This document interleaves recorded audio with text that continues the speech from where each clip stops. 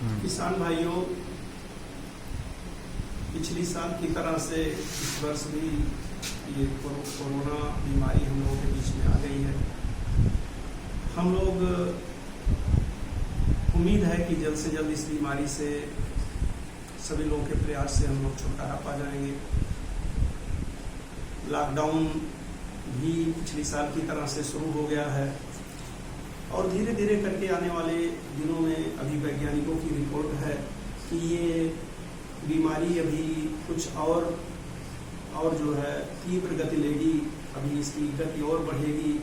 तो हमें सबसे पहले तो सुरक्षित रहना है, अपने घरों पर रहना है, अपने परिवार को सुरक्षित रखना है। मुझे मालूम है कि जब आप घर पर बैठते हैं तो निश्चित रूप से आपके मन में थोड़ी सी निराशा पनपती है कि जो भी आपका कार्य है, धंधा है, हर चीज़ में थोड़ा सा बाधा आती है। नौकरी कर रहे होंगे तो आप अपनी नौकरी पर या दुकान पर नहीं जा पा रहे होंगे, नहीं जा पाएंगे, तो एक विकल्प बचता है खेती। आपके पास मैं उम्मीद करता हूं कि निश्चित रूप से पैतृक कुछ जमीन होगी। जिन लोगों के पास पैतृक जमीन नहीं है, सोचिए अगर वो 1 एकड़ जमीन खरीदना चाहें तो कितना महंगा है। इस समय सामान्यतः अगर देखा जाए तो विभिन्न जिलों में 1 एकड़ जमीन लगभग 15 से 25 लाख रुपए, 20 लाख रुपए प्रति एकड़ के आसपास बिक रही है। यानी कोई व्यक्ति अगर चाहे तो 1 एकड़ जमीन खरीद कर बनाना चाहे तो बड़ा कठिन कार्य है। इसी तरीके से आपने देखा होगा कि आपके पास पैतृक जमीन है और उस जमीन से प्रायः मुझे अक्सर किसान भाइयों द्वारा सुनने को मिलता रहता है कि हम खेती बाड़ी से कोई लाभ नहीं कर पा रहे हैं।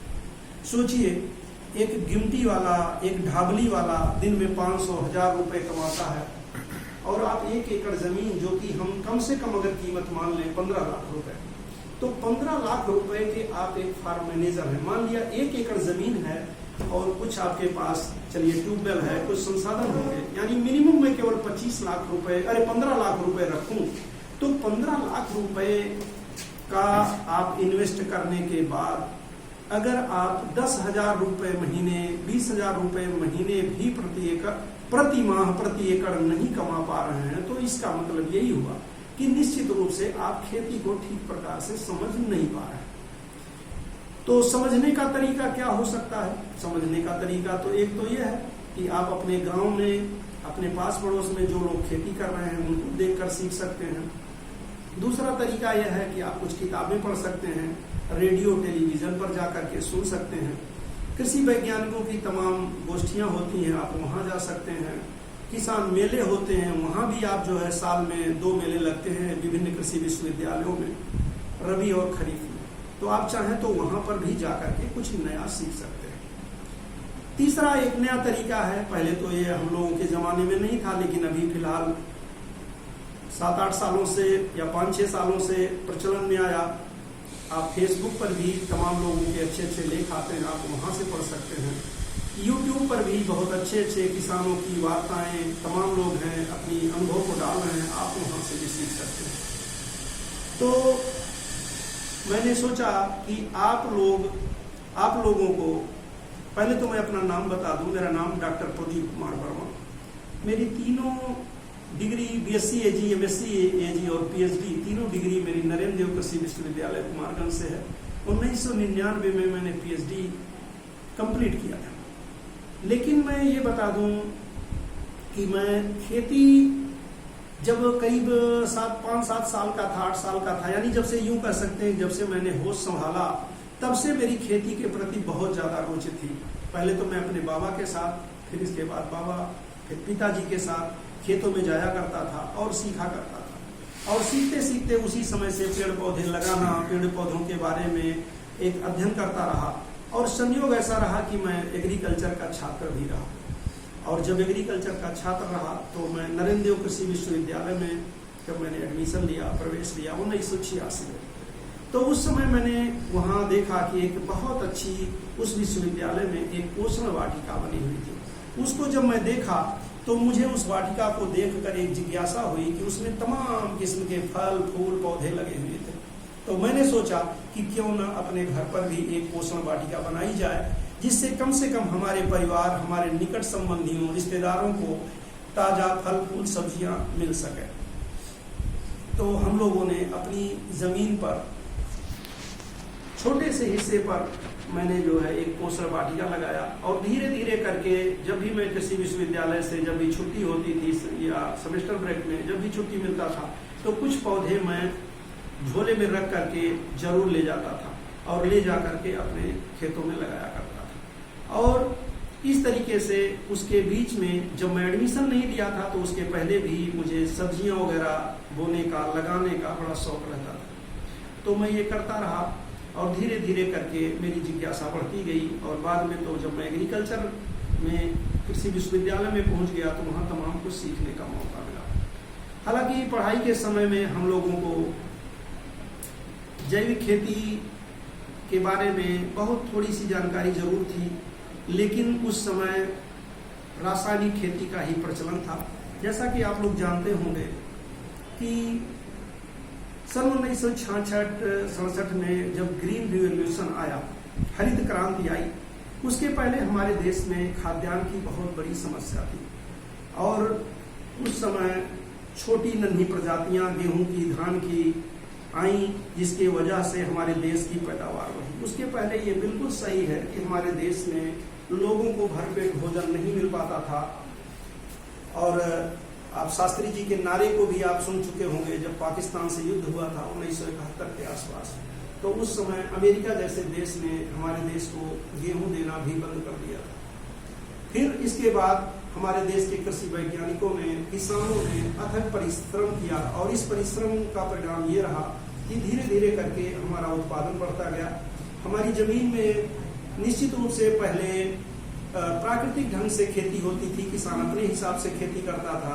प्रजातियां भी उसकी जो है अपनी देसी प्रजातियां थी, उन्हीं को लगाता था। सिंचाई के साधन बिल्कुल नहीं थे। सिंचाई के लिए मैंने बचपन में देखा है कि उस समय चरस, ढेकली और रहट से सिंचाई होती थी। बड़ी मुश्किल से सिंचाई होती थी।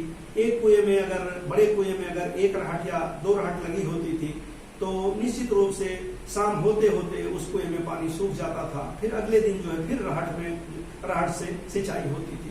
खेत लोगों के दूर होते थे, रहट का पानी बहुत मुश्किल से आज के टुल्लू पाइप का जो आप ज्यादा से ज्यादा मान सकते हैं 2 इंच 2.5 इंच के पानी के बराबर पानी मिल पाता था। तो बड़ी मुश्किल से सिंचाई हो पाती थी, और लोगों ने बड़ी मुश्किल से खेती बाड़ी किया। बाद में दमकल इंजन आया, सिंचाई की बोरिंग शुरू हुई, और बोरिंग होने के बाद थोड़ा सा नई वैरायटियां आ गई, और उसी बीच में ये DAP और ये यूरिया खाद से पहले मैं आपको बता दूं हाथी छाप खाद आई थी, जो अमोनियम क्लोराइड या अमोनियम नाइट्रेट के रूप में थी। तो किसानों ने जब उसको डाला अपनी जमीन में और नए बीज मिले तो कुछ चमत्कारिक परिवर्तन देखा। चमत्कारिक परिवर्तन हुआ, यानी कि उत्पादन बढ़ा, और प्रजातियां धीरे धीरे करके गेहूं, धान की आना शुरू हुई, और किसान का उत्पादन बढ़ता चला गया। किसान पहले अपनी खेती को बैलों के सहारे, या कुछ जिलों में मैंने देखा, जैसे बहराइच जिला है, या इस तरह से कुछ क्षेत्रों में लोग भैंसे के द्वारा ये जो है हल चलाया करते थे। घर पर हर किसान एक जोड़ी बैल रखता था, या एक जोड़ी भैंसा रखता था, और उससे अपनी वो खेती करता था। और दूध के लिए वो अपने घर पर गाय या भैंस पाला करता था। और हमारा किसान अपने उसी पशुओं के गोबर से वो जो है कंडा बना ले, उनकी महिलाएं कंडा बना लेती थी, और जो फालतू जो गोबर होता था उसे वो गोबर की खाद या कंपोस्ट के लिए किसान क्या करते थे, अपने पशुओं के नीचे, पहले आपने देखा रहा होगा कि अपने पशुओं के नीचे वो बिछावन या पताई या पुआल डाल देते थे, जिसमें पशु बैठते थे। उसी में कुछ मूत्र, गोबर आदि का अंश रह जाता था, जो बाद में अपने वो घूर पर डाल देता था, और वो सड़ करके फिर कंपोस्ट के रूप में तैयार हो जाता था। शुरू में बहुत कम रासायनिक उर्वरक डाले जाते थे, लेकिन बाद में किसान ने जब देखा कि जो हम उर्वरक की मात्रा बढ़ा रहे हैं तो हमारा उत्पादन बढ़ता जा रहा है, तो कुछ किसान तो ऐसे हो गए जिन्होंने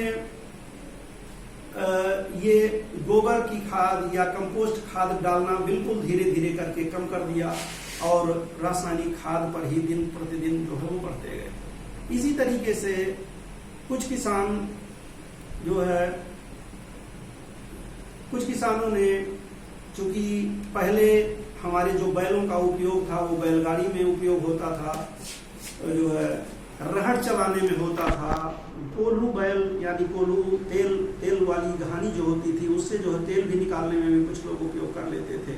और सबसे बड़ा जो मेन कारण मेन जो है बैलों का उपयोग खेती के अलावा होता था। जिन किसानों के पास बैलगाड़ी नहीं होती थी तो वो भी किसान अपना गन्ना कोल्हू से पेरते थे और 3 से 4 महीने हर गांव में कोल्हू चलता था और कोल्हू से किसान जो है गुड़ बनाता था।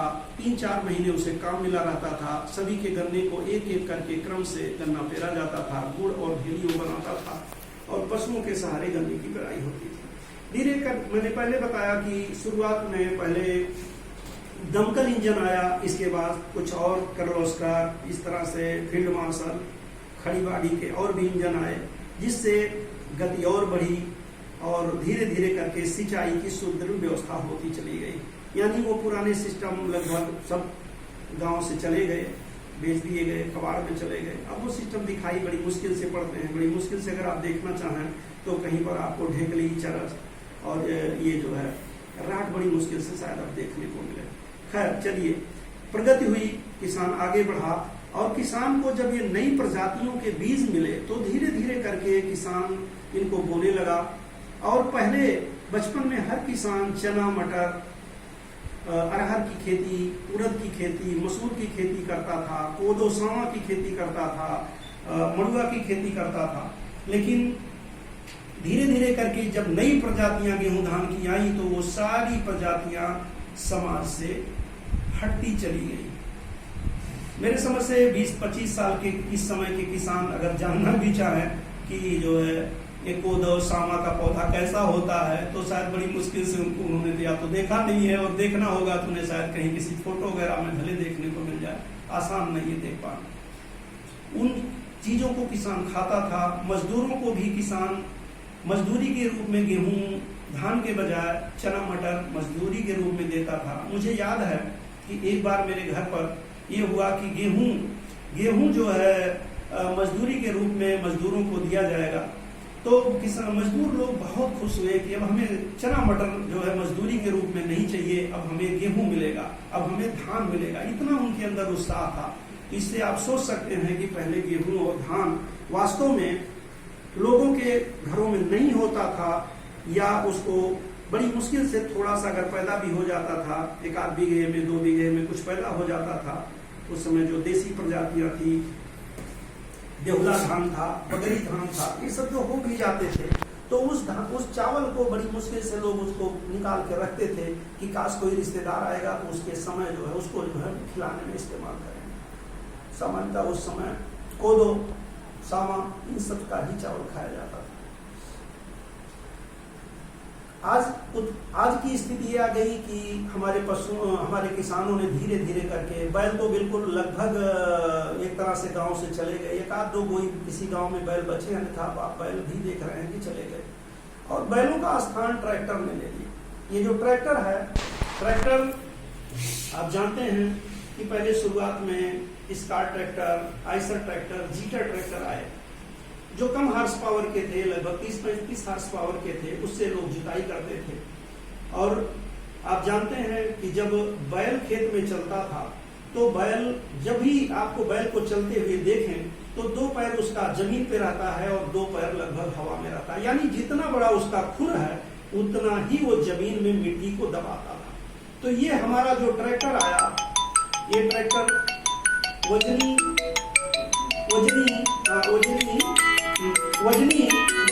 जो है इतना था कि जमीन को एक कंपैक्ट करने लगा, दबाने लगा, जिसकी वजह से जो भी चीजें बोई जाती थी तो वो बीज दब जाते थे या जमीन जो है हार्ड होने लगी। इसी तरीके से हमारे खेतों में जब पहले 25-30 साल पहले जब हम लोग मेड़ों पर जाते थे या कभी धान बैठाने के लिए, धान की रोपाई करने के लिए हम लोग खेत में जाते थे तो खेत में बहुत केचुए दिखाई देते थे। लेकिन ज्यों ज्यों हम लोग यूरिया का प्रयोग करना शुरू किए, धीरे धीरे करके हमारे खेत में केचुए मरते चले गए। जो हमारा किसान मित्र था, जो खेत की जुताई बुराई का असली काम करता था, उसे हम लोगों ने यूरिया डीएपी खाद के द्वारा धीरे धीरे करके समाप्त कर दिया। और जमीन में जो कोरपन था, यानी जो हवा और जो वाष्प जो जमीन में इकट्ठा रहती थी, उसके लिए जब हमने ट्रैक्टर चला दिया तो वो भी दबने लगा। जीवाणु धीरे धीरे करके हमारे जमीन में धीरे धीरे करके खत्म होना शुरू हो गए। और हमारे किसान द्वारा जबरदस्त तरीके से, पहले तो छोटे ट्रैक्टर थे, अब आप हर गांव में देख सकते हैं रोटावेटर के लिए अब वो छोटे ट्रैक्टर नहीं खींच सकते, उसके लिए अब आपको 40-45 हार्स पावर के ट्रैक्टर जो है, तमाम कंपनियों के ट्रैक्टर आजकल आ रहे हैं, लोग उनके सहारे खेती कर रहे हैं और डीएपी यूरिया अंधाधुंध डाल रहे हैं। जितना हमारे वैज्ञानिक कहते हैं उसकी तुलना में बहुत ज्यादा लोग डाल रहे हैं। यहाँ तक कि जमीन में जो ये रेशियो है एनपीके का 1:2:4, ये रेशियो भी बिगड़ गया है। यहाँ तक कि 1:3 बहुत इस तरह से अनुपात हमारा 9 तक पहुंच गया है। और हमारे जमीन में ये जो जैविक कार्बन था, ये जैविक कार्बन धीरे धीरे करके समाप्त होता जा रहा है। और किसान लगातार पानी भी दे रहा है, लगातार महंगे बीज डाल रहा है। पहले हाइब्रिड बीज नहीं था, खैर पिछले 7-8 सालों से हाइब्रिड बीज भी आ गया। उत्पादन जबरदस्त हो रहा है, इसमें कोई दो राय नहीं। उत्पादन हमारा बढ़ रहा है, लेकिन इन हाइब्रिड सीडों में आपने देखा होगा कि इसको जब भी आप हाइब्रिड के किसी भी फल सब्जी को आप खाइए तो आपको देसी वाला स्वाद नहीं मिलेगा। तो जब आप इसे खा रहे हैं तो इसमें एक तो स्वाद नहीं है, हाँ पेट जरूर भर रहा है, तो इसको मार्केट में इसकी वैल्यू भी नहीं मिल पा रही है। धान का, गेहूं का उत्पादन बहुत जबरदस्त बढ़ गया है। यहाँ तक कि देश में इस समय लगभग 40 से 42-43% जो है हमारा उत्पादन बहुत ज्यादा मात्रा में हो गया है।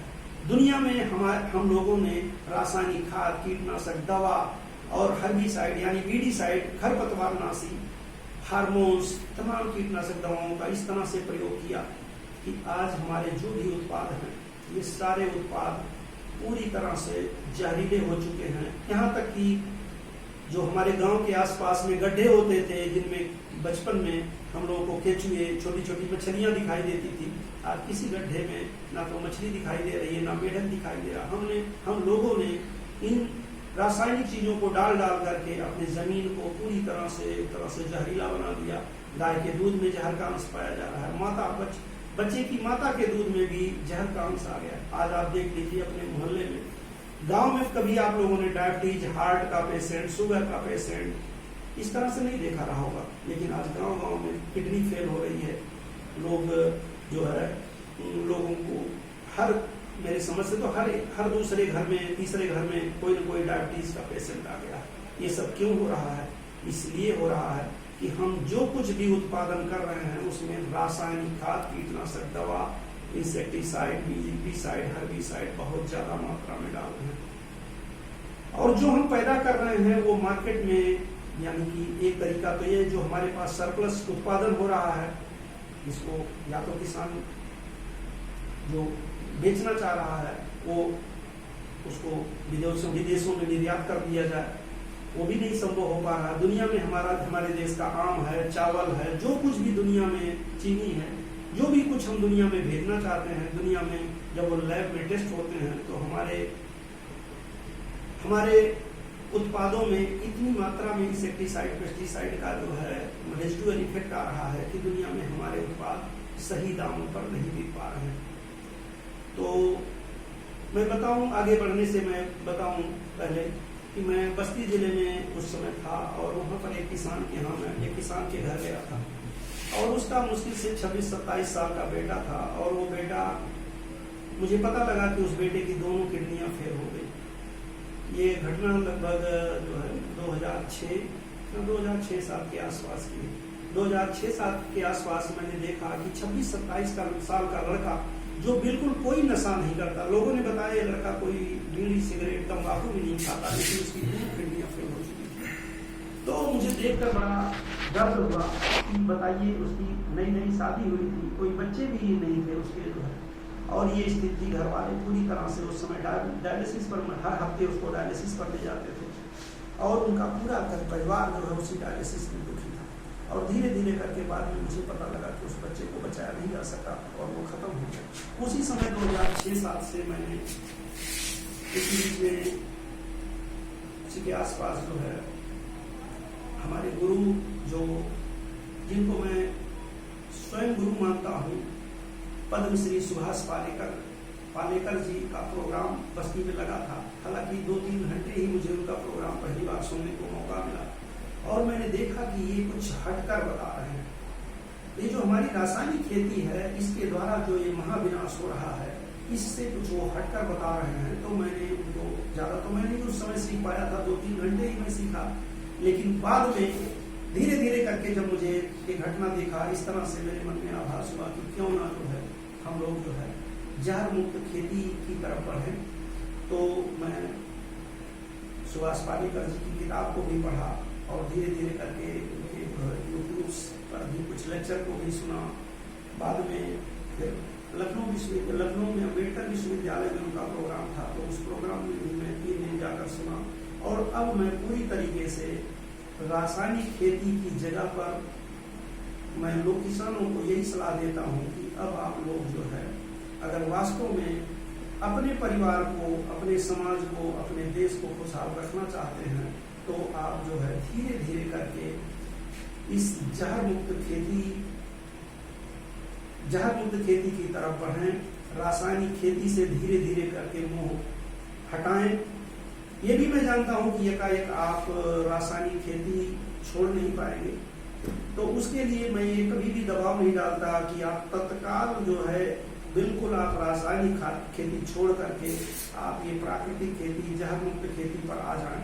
इसके लिए आपको अपनी जमीन के 1/10वें हिस्से पर या 1/20वें हिस्से पर, जैसे आपके पास जो जमीन है उसके एक छोटे से हिस्से पर, 1 बीघे पर, आधा बीघे पर या 1 एकड़ पर आप पहले जहर मुक्त खेती शुरू करें।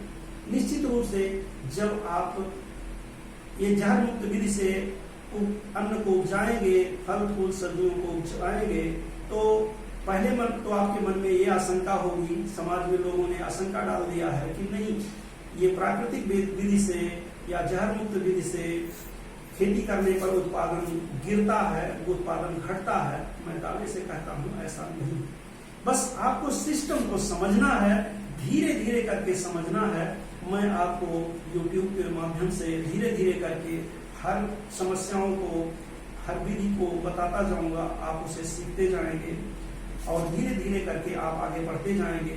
आप यहाँ अपने मन में कदापि लालच न करें कि मुझे बहुत ज्यादा धन कमाना है। जहर मुक्त खेती